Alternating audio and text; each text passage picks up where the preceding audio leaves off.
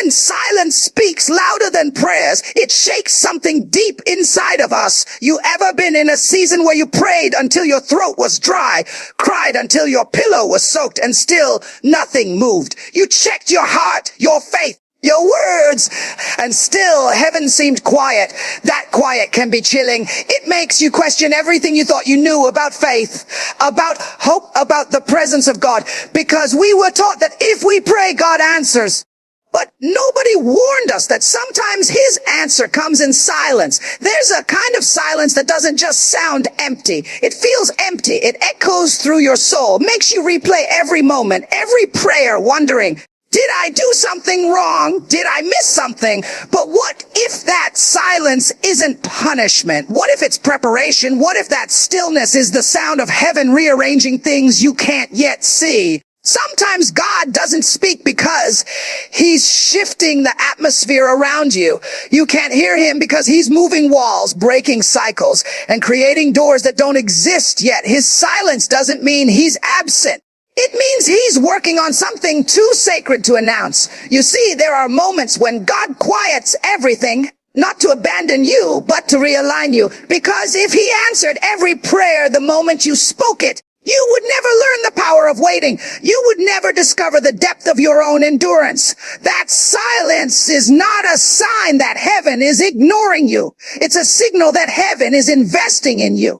And the investment is happening in the unseen. Think about it. When a seed is planted, it disappears beneath the dirt. You can't see it, you can't hear it, and you might even forget where you planted it. But beneath that soil, in total darkness and silence, something sacred is happening. Roots are forming. Strength is developing. The silence is where the seed becomes something real. That's what God does with us. He plants us in seasons of silence so we can take root before we bloom. But it's hard, isn't it? Because silence feels like rejection. It feels like God's not listening. It feels personal. And when life starts falling apart, when people you trusted turn away, when doors you prayed for slam shut, that silence gets loud. It screams at your faith. It tells you you're forgotten. But let me tell you something, that silence is not the end of the story. It's the turning page, because even when God is quiet, he's still communicating. The silence itself is a message. Maybe the message is wait. Maybe it's trust. Maybe it's be still. Or maybe, just maybe, it's I'm doing something you wouldn't understand yet. We crave answers, but sometimes what we need is awareness. The awareness that God's presence doesn't depend on our emotions or our expectations or even our outcomes. His silence doesn't mean he's stopped caring. It means he's teaching us to recognize his voice beyond words. Sometimes the greatest act of faith is not shouting amen. It's whispering, I still believe, when nothing makes sense. It's choosing to stand when you want to run. It's deciding to keep showing up when everything in you wants to disappear. It's realizing that silence is not the absence of sound. It's the presence of something sacred growing beneath the surface. And I know it's uncomfortable. We want signs, confirmation, something we can touch or measure. But silence is the place where God teaches you to feel him instead of just hearing him. That's when your spirit starts to recognize that faith isn't about proof, it's about trust. You stop chasing noise and start chasing stillness. Because in stillness, because you find strength you didn't know you had. There will be moments where you sit in that quiet space and wonder if your prayers evaporated into thin air. They didn't. They were planted. Every tear watered something. Every cry shaped something. Every sleepless night carved out room for something new. The silence didn't mean nothing was happening. It meant everything was. And when the time is right, when your roots are deep enough, when your heart has learned the rhythm of trust, God breaks the silence. But by then, you're different. You've grown. You no longer need the noise to feel close to him, because you learned that his silence was never distance. It was development. So if you're in that place right now, the quiet place, the in-between, the unanswered zone, don't run from it. Sit in it, breathe through it, listen closely, because silence has a sound. And if you're still long enough, You'll hear what it's saying. I'm still here. I never left. I've just been working behind the scenes to build something that will last. And when you finally see it, you'll realize that the silence was never empty. It was sacred. The storm wasn't sent to break you. It was sent to reveal you. I know that sounds hard to believe when everything around you feels like it's falling apart. When the very thing you thought would hold you up is now the reason you're on your knees. When the people you trusted walk away and the plans you made crumble right in your hands, you start asking yourself, why me? What did I do wrong? Why would God let this happen? But what if the storm isn't punishment? What if it's purpose wrapped in chaos? Sometimes the only way God can show you who you really are is by stripping away everything you thought you needed. You see, comfort doesn't grow character. Ease doesn't build endurance. It's in the storm that your true strength shows up. It's in the shaking that your roots prove how deep they go. You'll never know how strong your faith is until the wind starts blowing against it. And maybe, just maybe, the storm isn't here to destroy you. Maybe it's here to expose what's unshakable within you. There are moments when you pray for peace, but instead God sends pressure. You ask for clarity, but instead He sends confusion. And you wonder why. Because we want transformation without turbulence. We want victory without the valley. But if you only grow when it's easy, you'll never learn how to stand when it's hard. God doesn't test you to watch you suffer. He tests you to help you see the version of yourself that's been hiding beneath fear, doubt, and comfort. You ever notice that storms don't ask permission? They don't check if you're ready. They just show up unexpected, uninvited, uncontrollable. But the thing about storms is this: they never leave the landscape the same. When they're over, things shift, trees bend, roots deepen, and what's weak falls away. The storm clears what you didn't have the strength to release. Sometimes the storm is the mercy you didn't recognize. It removes people who were holding you back, exposes truths you didn't want to face, and forces you to rebuild on a foundation that's finally real. You may be in a season right now that feels unbearable. The kind of season where your prayers sound like cries and your hope feels like it's hanging by a thread. You may not even recognize yourself anymore because life has been swinging at you from every direction. But let me remind you, revelation doesn't come in comfort. It comes in chaos. God didn't send the storm to drown you. He sent it to awaken you, to remind you of the power you forgot you had. Sometimes the shaking is a divine setup. You're not losing your stability. You're being repositioned, because if everything stayed calm, you'd stay the same. You'd keep believing small, thinking small, and living small. The storm disrupts what you settled for. It forces you to rebuild differently. It calls out the fighter in you, the faith in you, the fire in you. That's why it hurts so bad, because the old version of you is breaking away so the real one can emerge. You'll look back one day and realize that what you thought was breaking you was actually building you. That heartbreak, that disappointment, that loss, it didn't destroy you. It introduced you to a strength you never knew existed. The same storm that tried to bury you is the one that's birthing your purpose. You don't grow in the sunshine. You grow in the struggle. You don't find your voice in the calm. You find it when the wind is howling and you have to speak louder than your fear. You see, storms reveal who's with you and who was just passing through. They reveal what you've been relying on and what truly sustains you. They peel back the layers of your image, your ego, your plans, and show you your foundation. Because when everything else is stripped away, what remains is the truth. And sometimes that's the most freeing revelation of all. You were never defined by what you lost. You're defined by what survived. So if you're standing in the middle of your storm right now, if everything feels uncertain and you can't see the shore, don't mistake the shaking for failure. Don't let fear convince you that you're finished. You're not breaking down, you're breaking open. The pressure you feel is proof that something inside you is expanding. God doesn't waste pain. Every gust of wind, every drop of rain, every thunderclap is pushing you toward a new version of yourself. When it's over, and it will be over, you'll stand stronger, you'll speak differently, you'll pray differently. You'll walk with a kind of confidence that only comes comes from surviving what was meant to destroy you. And you'll realize that the storm didn't take you out. It took off the limits, because the truth is the storm wasn't your ending. It was your awakening. Grace doesn't always come wrapped in gentle hands. Sometimes it shows up through pain that takes your breath away, through loss that leaves you hollow, or through waiting that feels endless. We love the idea of grace when it's beautiful, when it feels like blessings and breakthroughs. But grace also has a side that doesn't make sense at first. The kind that feels like being stripped down to nothing so that you can finally see what was standing in the way of your becoming. Because grace isn't always sweet. Sometimes it stings before it saves. There are moments in life when you ask God for favor, and instead of open doors, you get closed ones. Instead of a clear path, you get confusion. And you start wondering, did I mess something up? Did I miss the sign? But what if grace isn't about giving you what you want? What if it's about giving you what you need, even when that need hurts? Because real grace doesn't pamper you, it grows you. It confronts the parts of you that keep choosing comfort over calling. We've been taught to associate grace with softness, with ease, with relief.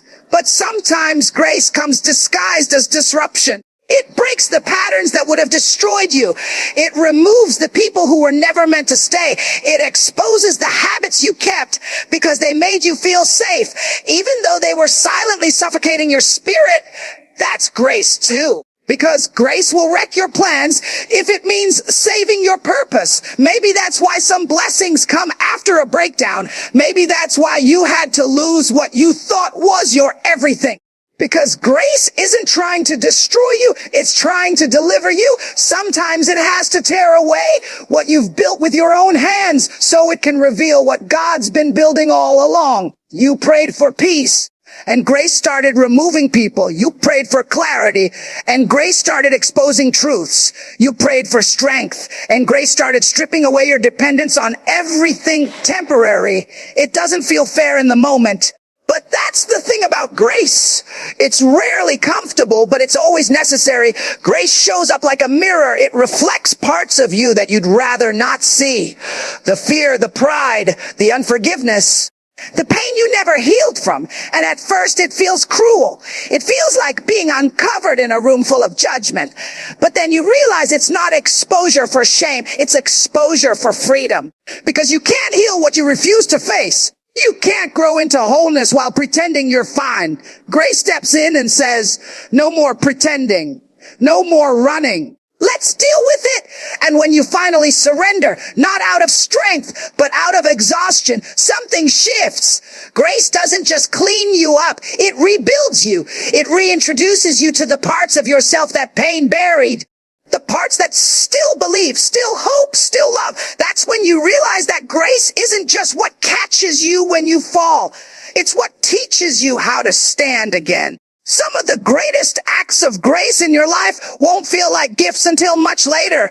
You'll look back and say, if that door hadn't closed, I never would have walked into this one. If that person hadn't left, I never would have learned my worth. If that season hadn't ended, I never would have discovered my purpose. Grace works in ways that feel cruel to your comfort, but kind to your calling. It doesn't always hold your hand. Sometimes it pushes you forward when you'd rather stay still. And let's be honest, we resist that kind of grace. We fight it. We cry about it. We question it because we wanted gentle answers, not hard lessons. We wanted blessings that didn't require breaking, but the truth is gentle grace can only take you so far. Transforming grace, the kind that shifts your whole life, comes through discomfort. It teaches you to let go, to trust, to believe even when it doesn't make sense. You might be in a season right now where everything feels like it's falling apart. But what if it's actually falling into place? What if the ending your morning is just grace closing one chapter so the next can begin? Grace doesn't always say yes.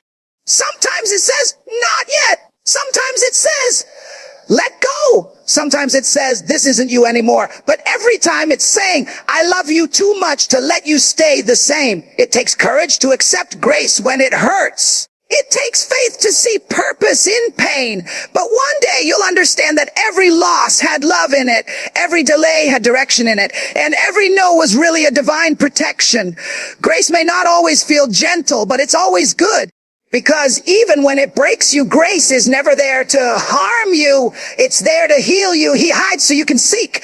That's not something we like to hear, because most of us want a faith that's clear, predictable, and convenient. We want to feel God in every moment, hear him in every decision, see his hand in every situation. But then there comes a season, a strange, quiet season, where his presence doesn't feel as close as it used to. The prayers that once brought peace now echo back in silence. The signs you used to recognize suddenly disappear. You start wondering if maybe you did something wrong. But what if that distance isn't disconnection? What if it's direction? What if the God you can't find is the same God trying to draw you deeper? There's a kind of hiding that isn't rejection. It's invitation. When God hides, it's not because he's left you.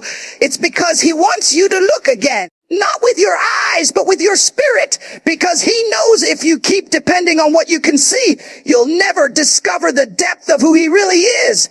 Sometimes he steps back so that your faith can step forward. He goes quiet to teach you how to listen differently, not just to the sound of his voice, but to the movement of his will. We don't like that, though. We want easy access. We want answers now. We want a visible God in a visible world. But he's after something far greater than your comfort. He's after your connection. And sometimes the only way to strengthen that connection is to pull you out of what's familiar. You ever notice that when you lose your sense of where he is, your prayers get more honest. Your worship gets more raw. Your heart gets real again. That's what the hiding does. It strips away performance and brings you back to presence. When God hides, he's not playing games. He's preparing growth. Think about it. When you teach a child to walk, you don't hold their hand forever. You let go. You take a few steps back and watch them wobble. You let them fall, not because you enjoy seeing them fall, but because you know they'll never learn balance if you never give them space to try. That's what God does when he hides. He's saying, you've learned enough from my hand. Now it's time to learn from my heart. In those seasons, your faith gets tested in quiet ways. You start asking questions you never asked before. You learn how to trust without tangible proof. You stop chasing emotions and start chasing truth. And that's when your faith matures, not when you feel him most, but when you trust him most, even when you can't. There's something powerful about seeking. It shifts you from waiting on signs to walking by belief. It turns your prayers from, where are you? To, what are you teaching me here? It transforms your frustration into curiosity, your doubt into discovery. Because the hiding isn't meant to confuse you. It's meant to awaken you. God hides to reveal the hunger in you, to see if you'll still pursue him when he's not easy to find. Sometimes we don't realize how surface level our relationship with him has become until he goes quiet. We get used to convenience. We get used to routine. We get used to the feeling of being blessed. And somewhere in that comfort, we stop seeking. But when God hides, he pulls you back into the pursuit. You start waking up with questions again. You start praying with intention again. You start depending on his word again, not because you feel him, but because you know him. That's growth. That's spiritual maturity. It's in those hidden seasons that something sacred starts to happen. The noise around you begins to fade, and what's left is a quiet awareness that faith isn't about always finding him, but about never stopping the search. The hiding teaches you that his presence isn't always loud, but it's always there. It's in the breath you take after crying yourself to sleep. It's in the small strength that gets you up one more morning. It's in the peace that makes no sense in the middle of chaos. That's where he hides, not from you, but for you. And when you finally realize that you stop panicking over his silence, you start recognizing that every hidden season has purpose. You start to see that his absence is often an invitation to grow, to stretch, to believe deeper. He hides not because he's gone, but because he's near in a new way. You just have to look through different eyes to see it. So if you're in that place right now, if you've been praying and it feels like your words are bouncing off the ceiling, If you've been searching for signs and finding none, don't assume he's gone. Maybe he's just teaching you how to walk by faith, not by sight. Maybe he's not silent. Maybe he's speaking in a language your heart is still learning to understand. Because sometimes the greatest proof of his love isn't in how clearly you can see him, but in how deeply you choose to seek him when you can't. You can't heal what you keep hiding. We've gotten so good at pretending that even our pain wears makeup now. We've learned how to smile through heartbreak, how to post like everything's perfect, how to keep functioning while we're falling apart. We tell ourselves, I'm fine, because saying I'm hurting feels too heavy. But healing doesn't start with pretending. It starts with honesty. God can't heal what you won't reveal. And as long as you keep hiding the wound, you keep feeding the pain. We build walls because we think they'll protect us, but really, they just isolate us. We hide our trauma behind business, our disappointment behind faith phrases, our insecurity behind achievements. But those walls don't block the pain. They trap it. And over time, the very thing you tried to bury starts growing roots in your soul. You start reacting from your wound instead of your wisdom. You start loving with caution, trusting halfway, praying with hesitation. You start showing up but not fully present. You survive, but you stop living. Healing is messy because honesty is messy. It means admitting that something still hurts. It means acknowledging that the thing you thought you were over still lingers when you're quiet. It means looking at the scar and saying, I'm not ashamed of this anymore. That's where freedom starts, not in perfection, but in truth, because what you hide controls you, but what you confront releases you. There's a kind of strength that only comes from vulnerability, the kind that says, I'm tired of pretending. I'm ready to be real. That's when God steps in, not when you're performing strength, but when you're confessing weakness. He's not looking for the polished version of you. He's looking for the honest one. The one who can say, I don't have it all together, but I'm still showing up, because that's the soil where healing grows. We've mistaken healing for hiding for too long. We think time alone can fix us, but time doesn't heal what truth avoids. Healing requires participation. You have to open the wound, let it breathe, let it be seen, and then let grace do what denial never could. It's scary to uncover the things you've buried, the betrayal, the rejection, the loss, the fear. But you can't conquer what you keep concealing, and God can't bless the mask you wear to survive. He can only bless the truth that's brave enough to come forward. Maybe that's why some of us feel stuck. We're praying for breakthrough, but hiding the very thing that needs breaking. We're asking for peace while clinging to pain we refuse to face. Healing starts when you stop protecting what hurt you. It starts when you stop defending the memories that keep you bound. It starts when you stop pretending that the scar isn't still sore. You can't move forward if you keep guarding what's supposed to be gone. You have to make peace with your past, not by erasing it, but by reclaiming it. Because your pain isn't your punishment, it's your pathway. Every wound carries wisdom. Every scar tells a story. And sometimes the healing doesn't mean forgetting. It means learning how to live free without hiding. When you finally stop running from what broke you, you realize it doesn't own you anymore. It no longer defines you. It refines you. It's hard though, isn't it? Because honesty comes with risk. When you open up, you risk being misunderstood. You risk being judged. You risk people seeing the cracks you tried so hard to hide. But here's the truth. The people who are meant for your life won't run from your realness. They'll recognize it because they've been broken too. Healing attracts healing. Wholeness finds wholeness. When you get honest about your hurt, you create space for real connection with God, with others, with yourself. You don't have to keep pretending you're strong just to be loved. You don't have to hide your struggle just to be accepted. There's beauty in your brokenness. There's purpose in your pain. God isn't waiting for you to have it all figured out. He's waiting for you to bring it all to Him. The anger, the confusion, the tears, the questions, all of it. Because He can't heal what you keep pretending doesn't hurt. Sometimes healing begins with just one brave moment. That moment when you finally say, I'm not okay, but I want to be. That's not weakness, that's power. That's the moment heaven leans in. That's when grace starts doing surgery on your soul. And little by little, you'll start to feel it. The weight lifting, the peace returning, the light finding its way back into the dark corners of your heart. So stop hiding. Stop dressing up the pain to make it look manageable. Stop apologizing for being human. Healing isn't about pretending to be untouched. It's about learning to be whole again.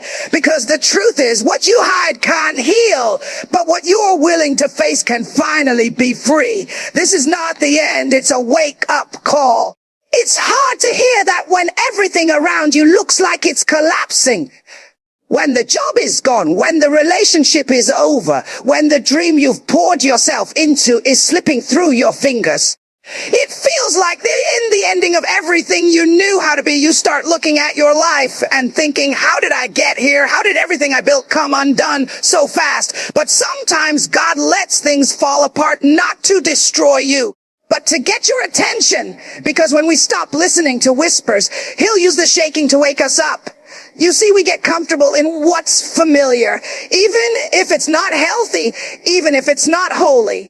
We start going through life on autopilot, functioning but not fulfilled. We call it peace, but it's really numbness. And when your soul starts sleeping, God will do whatever it takes to wake it back up. That's what a divine disruption feels like. It's the jolt that reminds you you're still alive. It's not punishment, it's purpose. The things that end are often the same things that were keeping you small. You ever notice how we call things loss when God calls them release? We cry over doors that close, not realizing that some doors have to close because what's on the other side can't carry who we're becoming. The ending isn't the end. It's the interruption that saves you from repeating the same cycle. Every time something breaks, every time something shifts, every time you're forced to start over, that's not rejection. That's redirection. It's God saying, you've outgrown this level. It's time to move. It hurts though, doesn't it? Because endings come with grief. And we're not just grieving people or things. We're grieving versions of ourselves that we can't go back to. You mourn the comfort, the control, the predictability. You mourn the part of you that believed everything would go exactly as planned. But that mourning is sacred. It's proof that you are human, that you loved, that you cared. But you can't stay in grief forever. You can't keep staring at what's gone and miss what's growing. Because while you're crying over what ended, something new is trying to rise in you. Sometimes life will strip you down to nothing so you can finally see everything. You'll lose what you thought you needed and discover that you're still standing. You'll realize that even though the scenery changed, the source didn't. God hasn't abandoned you. He's awakening you. Every closed door, every goodbye, every painful shift is an alarm clock for your destiny. It's heaven saying, get up. There's more for you.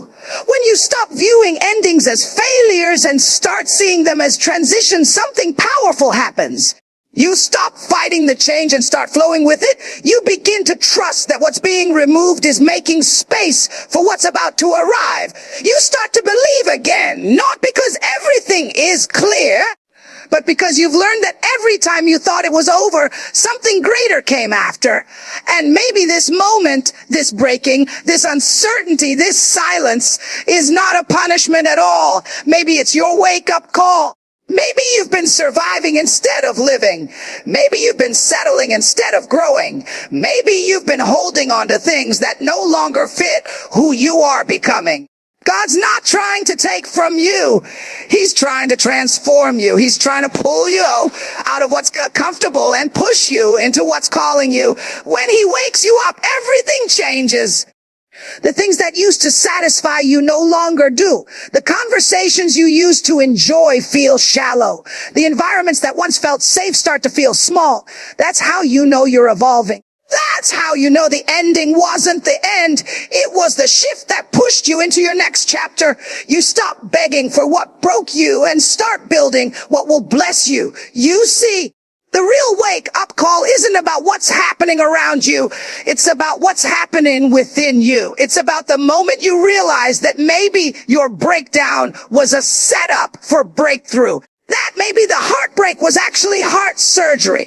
That maybe the silence was giving you space to hear yourself again. Sometimes we're so busy praying for revival out there that we don't realize God's been trying to resurrect something in here. If you're standing in a place right now that feels like the end, I want you to know it's not over. It's awakening. The things that had to end are making room for the things that need to begin. The pain you're feeling is the pressure of being reborn. You're not being buried. You're being planted. And one day, you'll look back at this season and realize it was the moment everything shifted.